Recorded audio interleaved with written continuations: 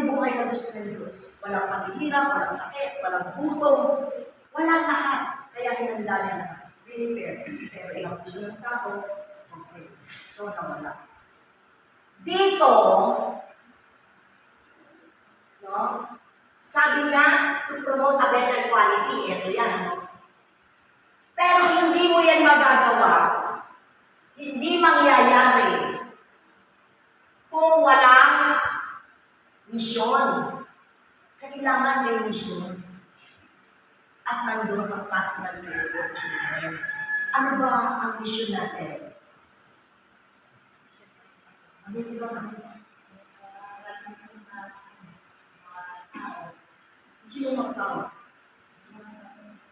Magtawag ito. Nag-EJK. Misyon para makatulong sa kapwa. Oo, misyon para makatulong sa kapwa. Sino yun? Ini-issue niyo? Sino?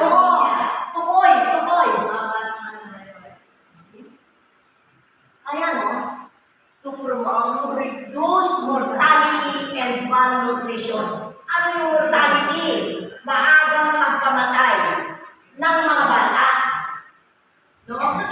Mabawasan. Hindi sinabing to eliminate. Maliwanag ang salita. Pag eliminate, aalisin mo. Ilang presidente na lang Pilipinas, wala kang nagawa. Tayo ang pastoral care lang na leader. Hindi natin i-eliminate, i-reduce, babawasan ang maagang pagkamatay. Dahil sabi nga ni Dr. Racinda Arns, bakit namamatay, nagtatailang ang bata? Because of malnutrition. Yun yung epekto ng malnutrition. Madaling magtae ang bata. At pag nagtae na dehydrate, patay. Diba? Okay. To reduce malnutrition of children, mortality and malnutrition of children from 0 to 6 years old. Yung po yung una hanggang 6 na taon. Ang ano niya, ang length niya. No? Okay. Pero ngayon, medyo binabawan. Bakit? Kasi mahalaga yung unang 2 taon. The first 1,000 days ng bata. Tsaka natin kukwentahin yan. Baka kung anong makwenta natin. Anong naging 1,000 days, ha? Okay. Pangalawa, ano natin maisa sa katuparan? Yung pangarap. Ito yung gawain, yung mission natin. To accompany families and pregnant women through monthly visits. No? Na ginagawa na ninyo. Merong gagawin tatlong pangunahing activities sa pagtupad ng ating vision at mission. No? Sasamahan natin yung mga buntis kasi bakit nga ba kailangan sa totoo lang para sa akin, no? Ngayon yung mahalaga na buntis ang pagtutuunan kung talagang gusto mong mag-prevent o ma-reduce ang malnutrition. Sa pregnant women ka, umopos. Kasi dyan nagsisimula. Yung 0 to 2 years old, yung 1,000 days. Dito sa unang-unang araw ng pagbubuntis ng babae. Okay. So, maliwanag na tayo, ha? Anong sabi natin? To reduce mortality, yung maagang pagkamatay ng mga bata. Pero nakakalungkot, no? Kahit nabantayan natin, to reduce mortality ng bata. Sabi natin, maagang pagkamatay. Pero pag-pansin ninyo, maraming bata, maraming sanggol, maraming bagong silang na sanggol ang natatagpuan sa basurahan, sa kalsada, sa ilog, kung saan-saan. Diba? Okay. Hindi natin yan aaling ng questionin. Bahala na si Gordon. Basta tayo nagampanan na natin yung ibinigay niya sa atin na tasking. Kung paano. Okay. Babawasan lang ang maagang pagkamatay at sasamahan ang mga pamilya at mga bata from 0 to 6 years old. Yung pamilya. Eh, nasaan ang pamilya? Nasaan ang pamilya? Nasa komunidad. Nasa community. Okay. So, pagtupad natin ito, yan, paano natin sasamahan ang pamilya, paano natin mababawasan ang malnutrition, meron tayong 3 basic activities na tinatawag. Sana hindi pa ako ulit. Kasi 3 basic activities, buksan po yung inyong mga plastic na yan, may laman. Ilabas lang po kung ano yung mga laman yan. Meron pong tigwa 1,000 pesos dyan. Para magising po tayo. Okay.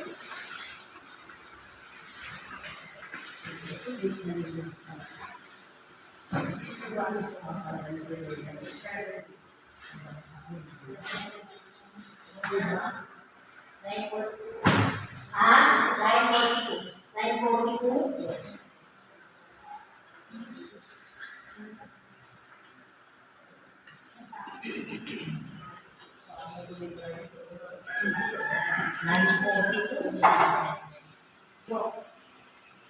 Meron tayong 3 gawain.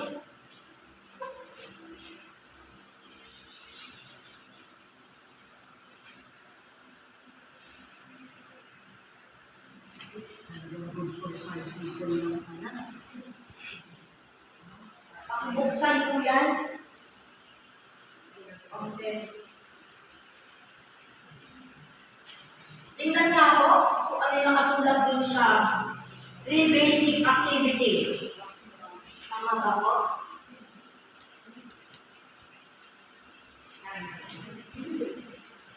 Naku, wala pala dito. Pasensya na kayo. At kayo monthly visit, buwan na pagdalaw sa mga pamilya o pagbisita na sinasabi natin, sasamahan natin ang mga pamilya. No?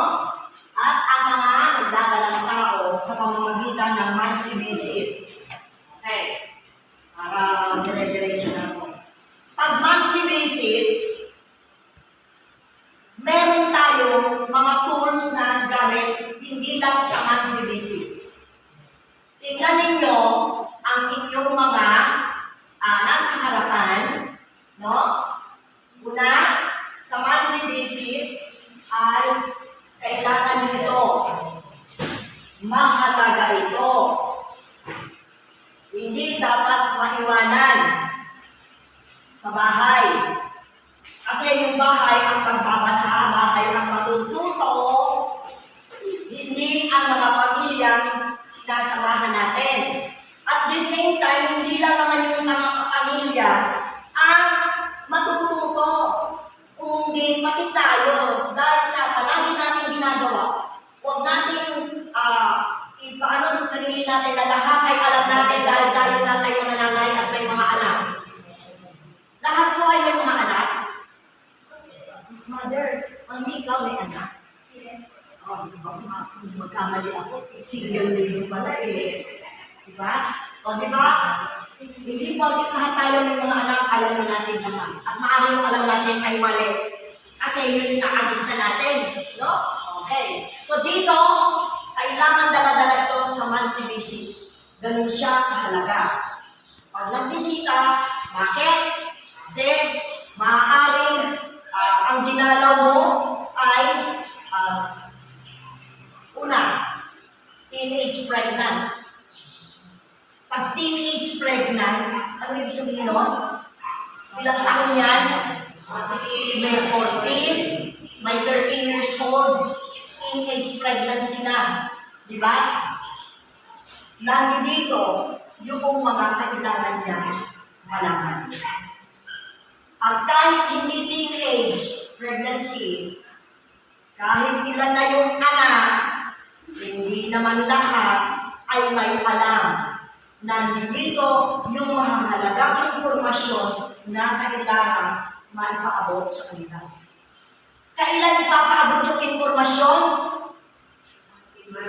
Sa monthly visit. Diba? Doon niyo yan. Kasi pwedeng magtanong sa inyo eh.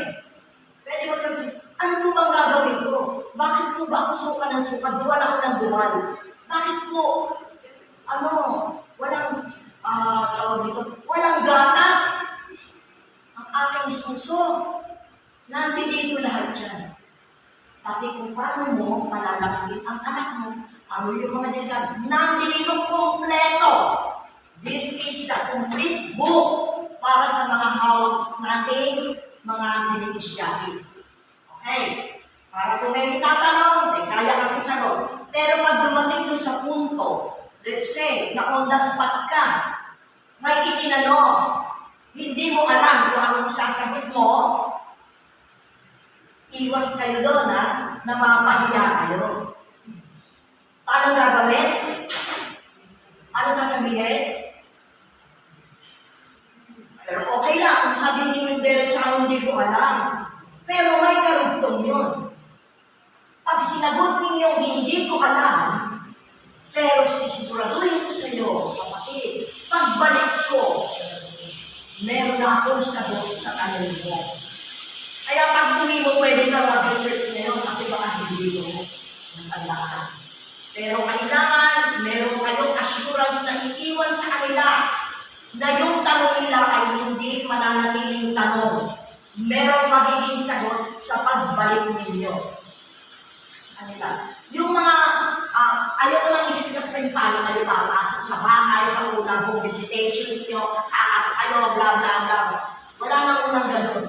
Wala na. Kasi tapos tayo sa oras. Okay. Ito, kailangan natin alam.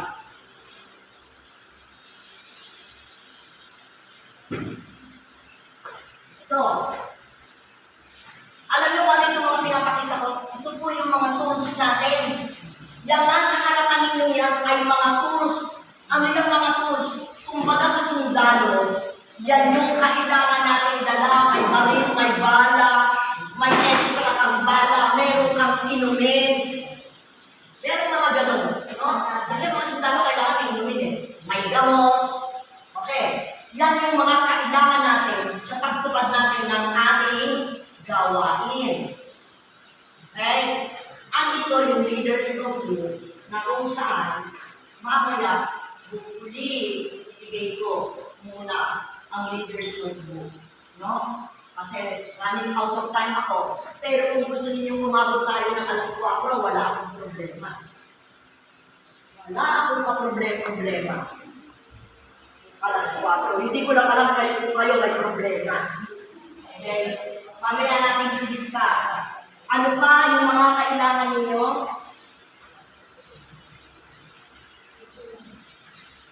Leaders notebook.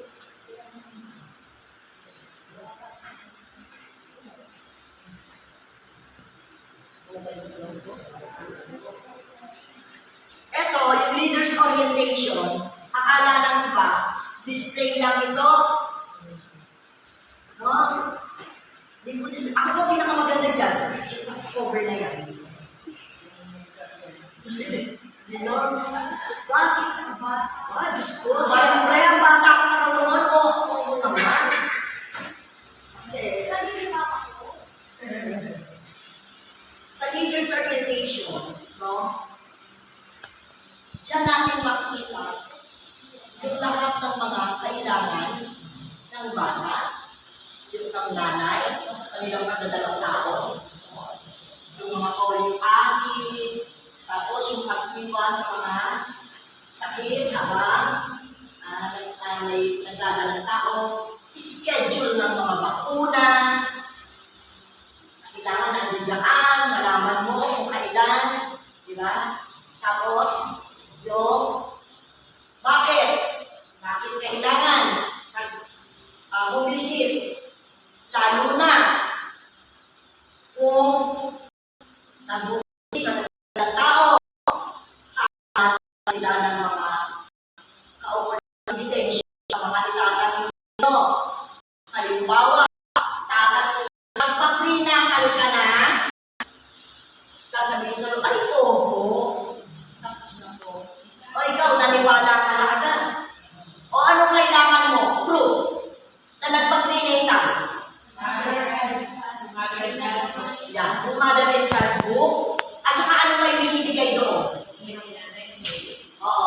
ba?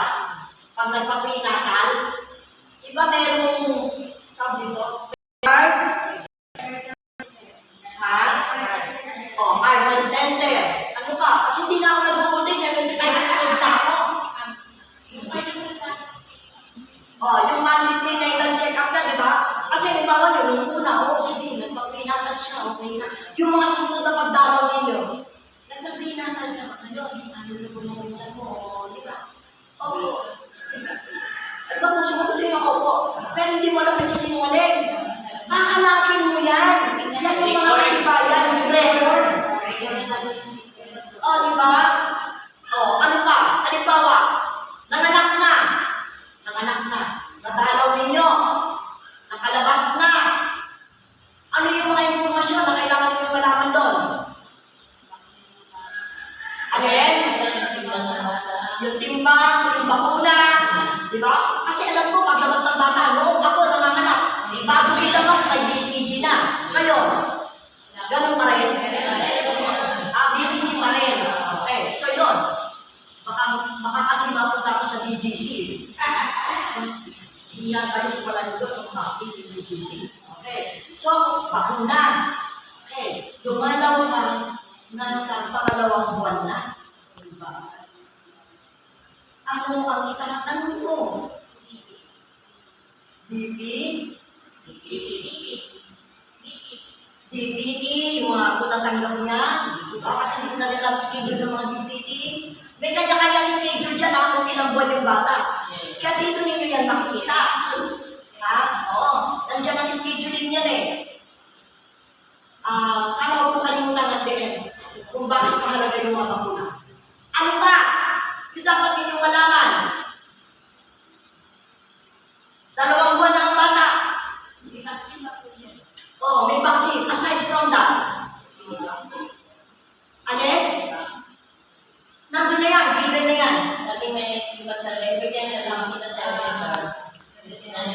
Tanong ninyo kung nakarehistro na ang bata. Birth certificate. Eh, baka alien yan. Kawawa. Di ba? Kailangan leader. Masusubaybayan mo siya kasi i-guide mo siya. Sa kanya, naku, kailangan ng parehistro. Yung anak mo. O, di ba? Ganun kahalaga. Bakit kailangan ng rehistro? Tsaka, di ko lang alam kung kayo din ito, bakit importante yung rehistro? Baka kayo din, di ko alam.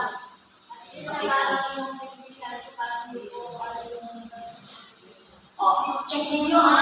Check ninyo mga birth certificate. Eh, hindi. Kung minsan mag-aaral na yung bata, doon pa lang sasabihin ng nanay, wala kang birth certificate ang anak ko. Kawawa ang bata. Yung nanay, tututukan ko yan. Nakasabunutan ko yan. Dapat alam mo, nanay, how important is the birth certificate kasi isa sa ating mga topics ay citizenship. Citizenship, kailangan pumasok yan doon para maging Filipino citizen lang. So, ganun kahalaga yan hindi ko lang dadala yung pag-visit ko. Ang dami na magdala, bigat-bigat. Okay. Tsaka natin elaborate pa yan Mga hakyaw na lang yung binibigay ko ngayon, yung mga importante, para magkaroon kayo ng idea. Ang isang tool, yung timbang. Bakit kayo kinakailangan magdala ng timbangan? O alam ko, parang malaman yung timbang. Kaya yung mga bonus ko Bakit? Kailan dinadala ito?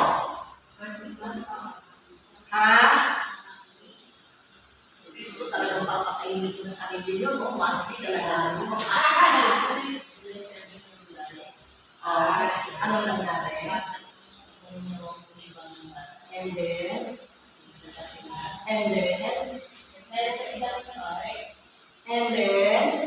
ang layo pa ng pinutuntahan ko, And then ako. Okay. Bakit ito kailangan dalhin sa community? First time. Pag first time ninyo, kukuha ng Benel. Kailangan ninyo to. Pagpunta ninyo doon. Ikalawang beses kung bakit ninyo kailangan ito, sa home visitation, ang inyong beneficiary hindi nakarating sa celebration of life. So, paano kayo magkakaroon ng record ng timbang at saka ng height kung hindi ninyo ito dadalhin pag home visit ninyo? Eto, yung susunod na home visit ninyo, ha? Dala ninyo ito, hindi dumating. Bakit kaya? Kailangan magawin nyo yung timbang at saka yung, hindi ko alam, yung stick para sa height. Okay. Kayo, sanay na kayo kasi lagi na kayo Bibira na kayo Pero mas ano pa nga kayo, mas, ano ba yun? Committed pa nga kayo Kasi doon sa committed na dati. Diba? Okay. Ano pa, yung dapat na dalhin? Yung iba naman kasi. Ito.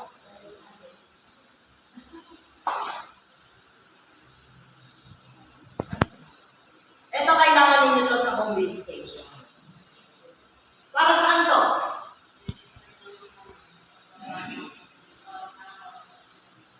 Paggawa ng oral rehydration solution. ORS.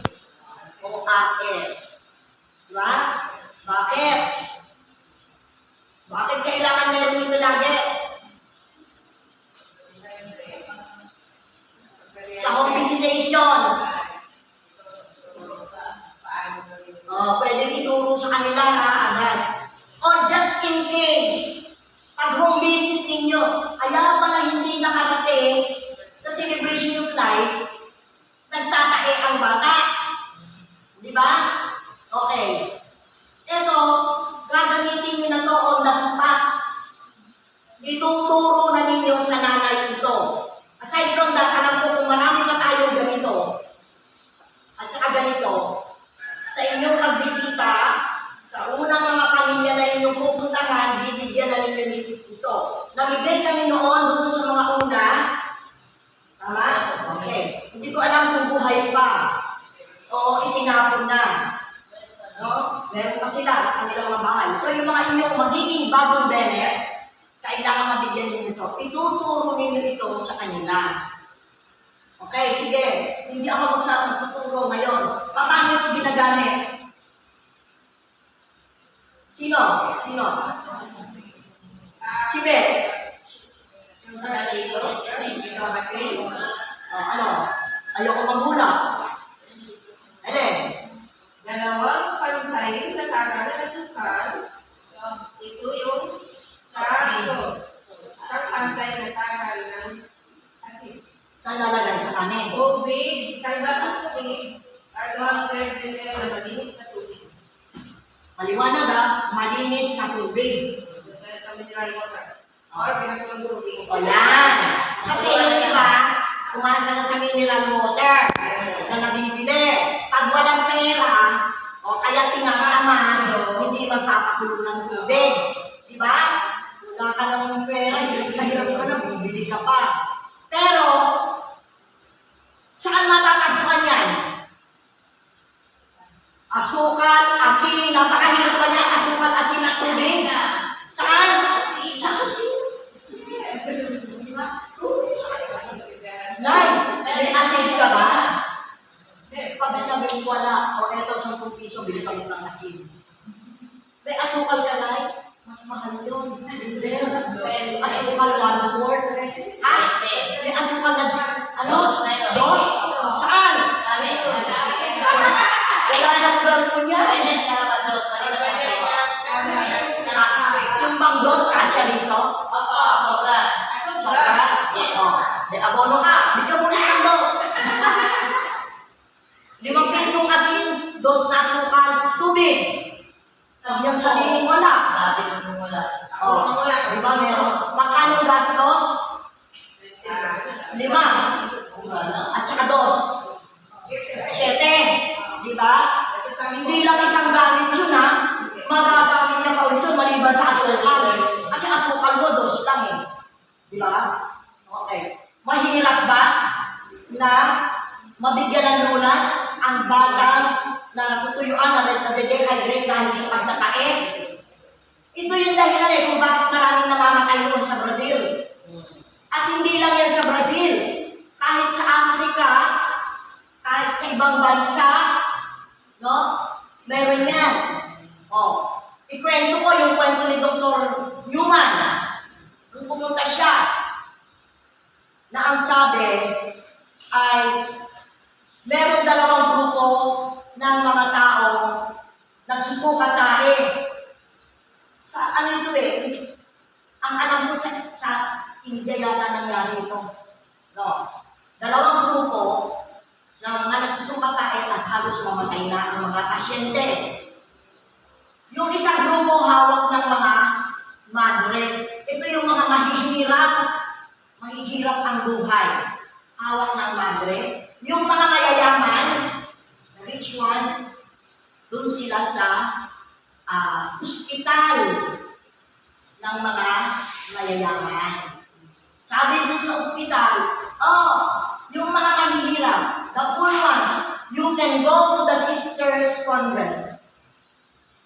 Doon kayo. Bahala silang gamutin kayo. Kwento yan ni Dr. Newman na nangyari sa ibang bansa. Okay. So, ang nangyari, yung mga... Yes. This want to go to the history, no? But grandparents or children in is only Yan lang daw sila nagsimula sa Brazil. because the place the most where there was the most pure maternal milk. So she began to give the for to help them because there was so much diarrhea. With 2 months, different result for that. 2 months. Dalawang buwan lang daw. Maganda na, nag-iba na ang resulta. And after 6 months, she can talk with the conference of the shop on what was this number.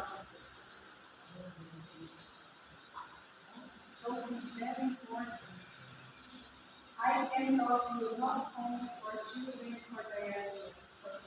I can talk to you many times when I feel bad in my stomach. I put this in my face.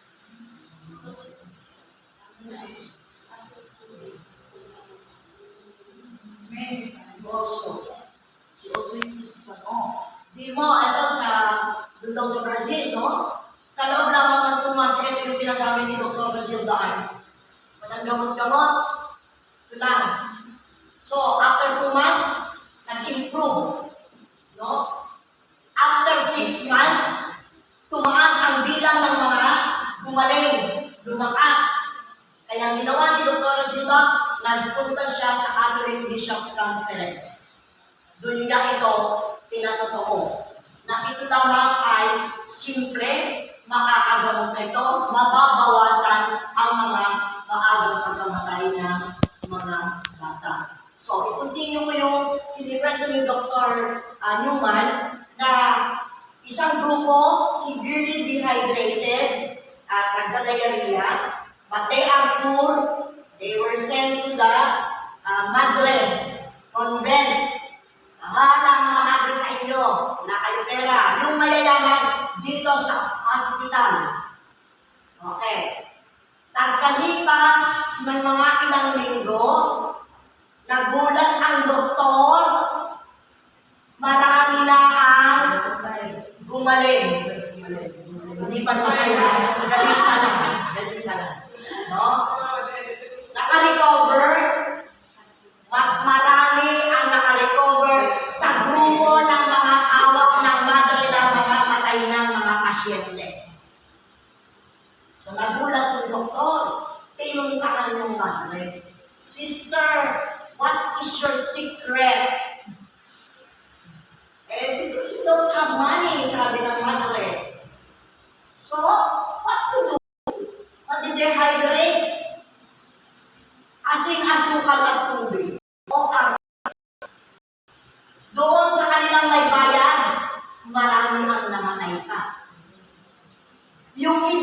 naka-recover, pero matagal.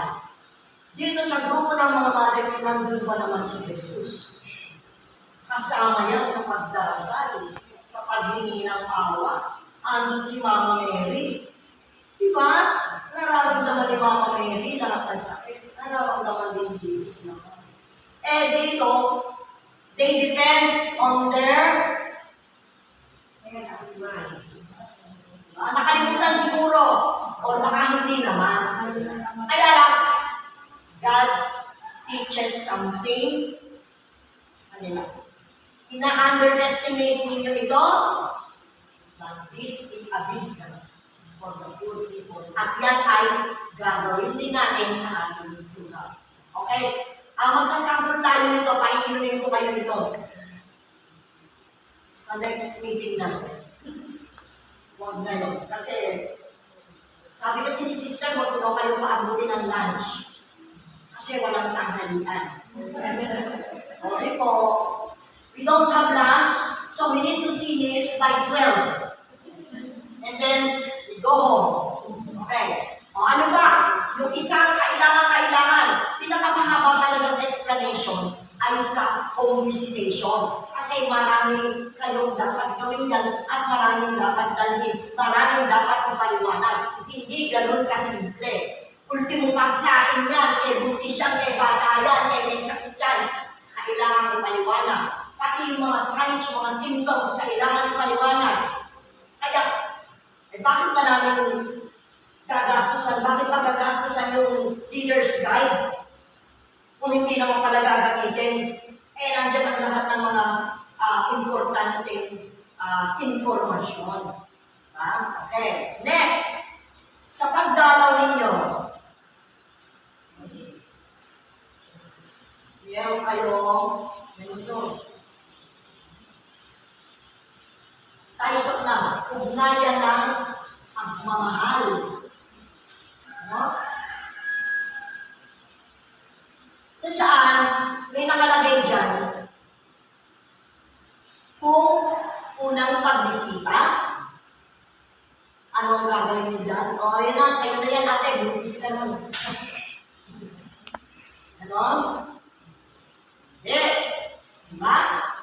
May nakalagay dyan, kung anong card ang gagamitin sa unang pagbisita at ayon sa edad ng bata na binibisita at ayon sa kung ilang buwan ang tiyan ng buntis.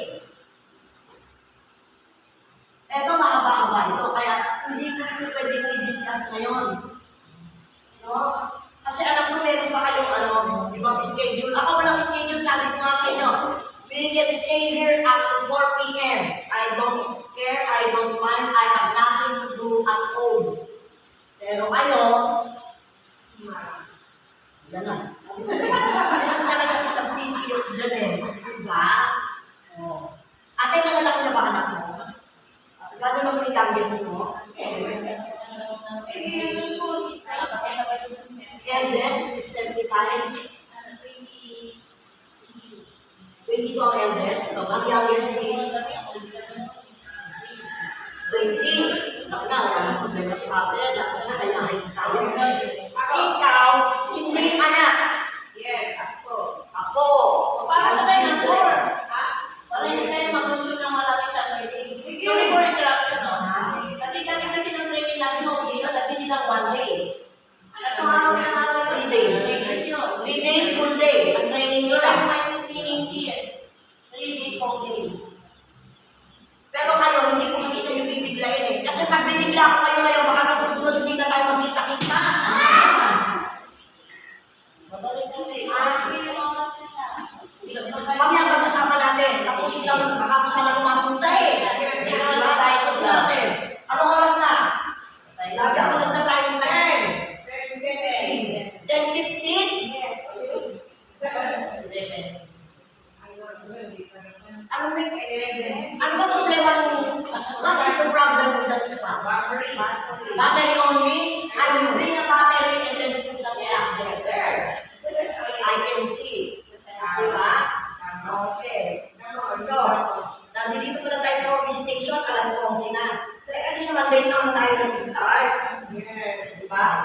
11 ano? 10, 10 o'clock and 11 minutes. Tama ba yung mga review? Okay. Sige. Okay. 10 pa lang. Meron tayong dalawang oras. Okay. Alam na ng dalawang oras. Sige. Sabi, dadalhin ito kapag nag-visit, tapos merong card na kailangang gamitin. Si Ate Beth ay matagal na leader. Naturo nga tayo kay Ate Beth. Ito naman progress lang sa experience mo. Nagamit ko kasi ito, yung kung huling-huli na, depende po kasi yung itong sa ano, di ba ganyan? Mapapansin natin, maraming po yun sa loob. Meron ito. Sa 1A, ang unang 1,000 araw at ang ating kalusugan. Bawat card, meron siyang iba't ibang di ko alam kung tama ang ginawa ko. Kasi, buntis ko kasi yun. Tinanong ko muna siya yung, oo, ito siya. Binasa ko sa kanya, at sabi yun eh, basta sabihin natin, binasa ko sa kanya, di ko alam kung naintindihan niya, sana naintindihan niya. At hinirap pa nga ko yun. Pinahiram ko naman at ninawi ko rin. Nababasa ko na ito sa bugis talaga. Tapos yung reader na yung manipis, yun ang madalas kong magamit. Ano yung manipis? Sige, ito yung picture pa ito, maganda tayo. Okay, sige. Gamitin ko namin yan. Yan ang madalas kong magamit. Leader's orientation. Pero ito talagang malaki sa totoo lang ay kung sinungaling. Ako na talaga ako ginagawa sa bahay. Inopen ko ito. Either Bible. Kaya gano'n ako may tayong hindi man ganun ka-literal at perfecto, pero nababasa ko. Para kukuha kasi ako ng mga information. Katulad nagsabi natin, pagpunta sa akong visitation, tama po, pag wala kang isa doon sa tanong, parang hindi nakakaya. As a voter leader, napakalaking tulong na basahin siya, magkaroon ka ng mga ideya. Although nanay na ako at may mga anak na experience na ako, iba pa rin dito. May mga gamot dito. Kasi sa interview ko, pag naghahawak interview ko sa mga beneficiary ko, wala kasi magbuntis ngayon, more on bata ako. Ba't yung ko malalaman, bakit ganyan ang problema, bakit may katika-tika, marami ka matutunan dyan. Sa totoo lang. Basta ito, binasa ko lang po talaga ito. Yung sa buntis. Sa buntis ko po ito pinapaliwanag. Yung sa dito, lalo na yung pagdating sa ganito. Kasi may mga na-encounter silang yung sign mo niya, warning sign during pregnancy. Importante po siya. Kasi ang buntis na nalilipid ko minsan, di naman talaga actually nag-start sa stero. Minsan may 5 months na. So dito may mga akmang higad na magdadalang tao sa buwan. Yun ang ulo na nagagawa ko po at yun. Na lagay kong Nakakalaw lang yan kung paano makakain. Okay. Sabi, nandito kasi yung unang-una, yung first 1,000 days. Alam mo ba itong ugnayan na ito? Ang pag-ibig o ng pagmamahal? Sino po ang nag-uusap dito? Ang nanay at ang baby sa loob ng tiyan ay nag-uusap. Akala natin hindi nakakaintindi ang baby pag nandito pa sa tiyan. Hindi. Alam na nila yan. Nakikinig sila. Alam nila kung may stress ang nanay nila, nararamdaman nila. Paano din nagsasalita ang bata sa loob ng tiyan? Gumagalaw. Ano pa? Ano pa? Kung hindi gumalaw, yung mood mo, naapektuhan.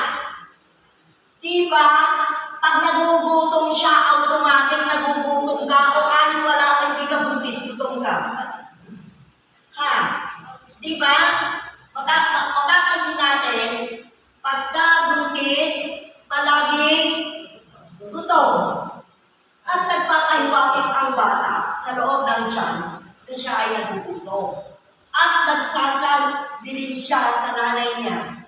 Pag ito'y binabasa ninyo sa mga dadalawin ninyo na mga buntis, basahin niyo ng mayroong emosyon. Hindi yung basta mo lang binabasa. Asan ba yun? Ay, nanay, mahal na mahal kita. At nararamdaman ng mahal mo rin ako. Binasa mo lang, dire-diretso. Huwag kang gagawa ng anumang hindi mabuti para sa aking kalusugan at kagayahan. Okay? Hindi. Dapat pag binabasa niyo ito, may lambing niya yan. Para manaramdaman ng nanay na konsensya na siya ng anak niya. Kasama ang konsensya dito. Diba? Ito yung nahugot ko. Anong number ito? 6. Pag binasa ninyo ito, ilagyan nyo naman ito ng damdamin. O, baka mo yan. O, Nay, basahin mo ito. Kaya ikaw mag-bulis.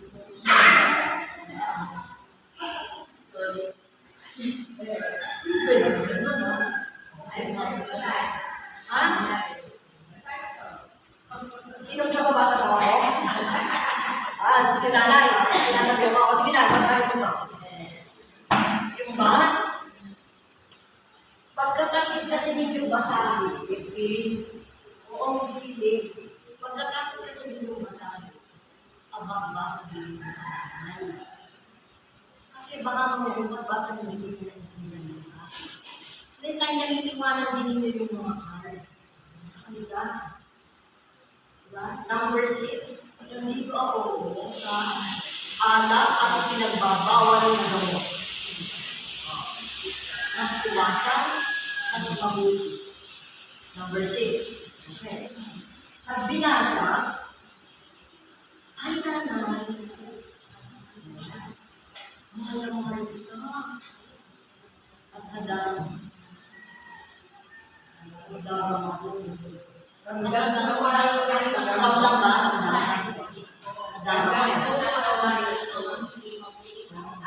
Ay,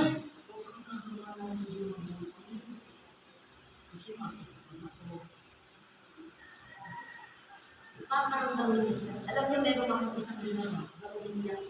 Hindi ka talaga ang nanay. Sa unang pagdalaw, magdadala kayo ng buti ng bigas. Tapos, pero dapat alam mo yung hindi parang sa akin. Hindi sa akin. Alam ninyo kung paano ninyo bibigyan ng meaning. Buti ng bigas. Kapag pinag-aralan ninyo, yung development ng bata, paano lumalaki sa simula. Ay, hindi ko naman alam yung pero,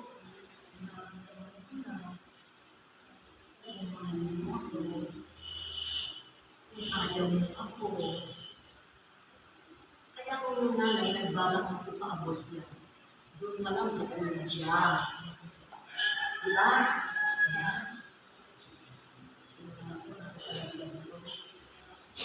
Para makita na, ganyan lang kaliit yan isang buti ng bigas.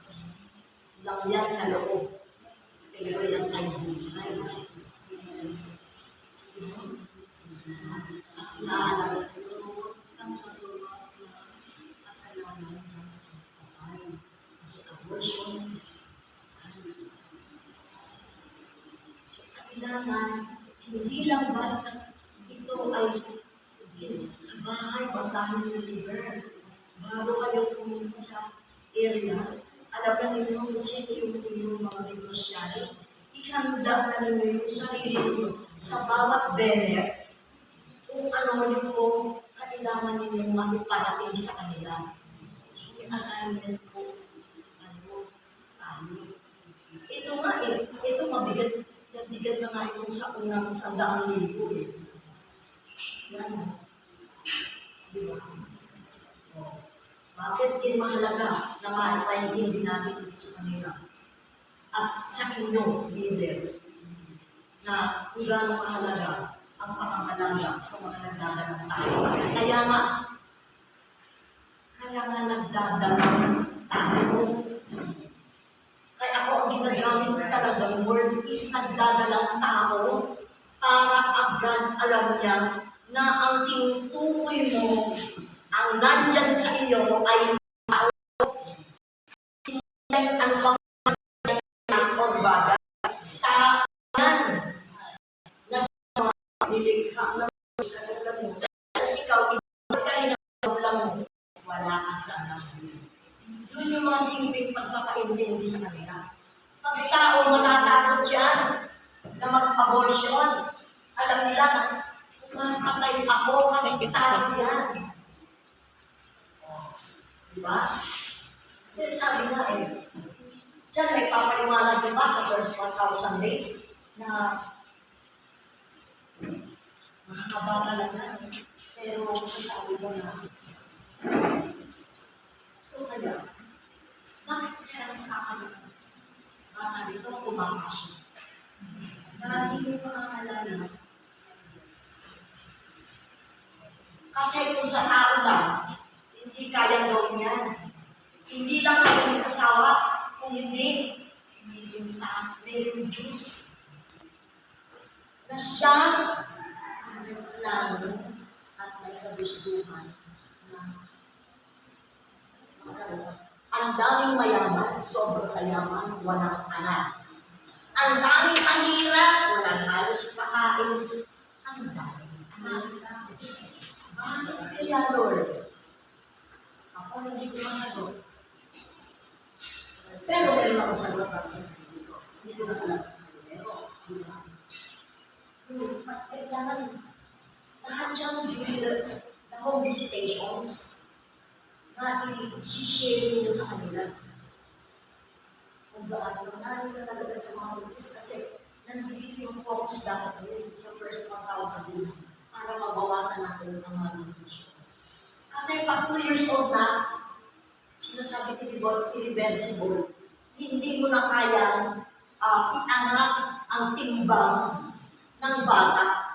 Ang height bansot na yan, ang utak niyan, yun na yun. Kaya pinakamahalaga yung first 1,000 days, yung first hanggang 2 years old ang bata. Kasi doon sa mga unang araw at buwan ng bata sa loob ng tiyan, no? Doon namomolde, nabubuo ang utak at ang mga bulubog. Lahat, itong backbone, yan. Pag yan ay mahina, wala kang magagawa ng remedyo pag nag 2 years old above na yan. Yung kumbaga ginagawa na lang natin ngayon, ang supplement na lang, hindi na for prevention. Pero kung gusto natin tulungan na ma-prevent, mapababa ang mga maagang kakamatay at ang hihina ng mga IQ, dito pa lang, simulan na natin, alagaan na natin yung mga nagdadalang tao. At hindi lang kayo ang mag-aalaga. First and foremost, yung inyong beneficiary. Kaya, pero sa inyo magagaling yung mga informasyon. Kasi kung minsan, ang informasyon ang gagaling sa mga lola, sa mga nanay, di ba? Iba naman yung natutunan namin noon At my age, iba yung natutunan ko noon. Sa nanay, noon hindi nga naitulong ng nanay ko na alam ang sinabi lang niya, masabang magpalaglag. Ganun lang. Ganun lang kasimple. Pero walang paliwanag. Bakit? Yan ay buhay na galing sa Diyos. Kailangan tutulungan mo yun. Kasi, napakasimple naman pala. Huwag lang magpalaglag. Hindi niya naintindihan kung bakit. Ang dami pa naman ngayong mga kababaihan at kalalakihan ng mga bata pa. Pero, mga drug abuser na. Ang laki ng epekto dito kapag nagdalang tao. Hindi lang sa babae. Ang lalaking drug user din, malaki rin ang kontribusyon kung bakit ang bata ay lalabas na malnourished, underweight, severely underweight. So, nasa leader. Hindi ko po kayo tinatakot kasi baka bukas, sa susunod na session, hindi na kayo dumating. Ha? So, ang bigat-bigat naman ng tungkulin, ang sarap ng buhay ko sa bahay, pagkatapos ko magtrabaho. After my household chores, I am already relaxing. But now, because of this program, I need to give more, study more, pay attention more to other people, to my beneficiaries. Eh, doon kayo magreklamo. Ha? Send your complaints to God, not to me, not to Sister Alicia, and not to the pastoral care for children. Diba? Okay, so, asa na tayo? Abe, bakit? Nandito pa rin ako, nandiyan tayo. Nag-inilyan na nakalo, warning breath tayo. Okay?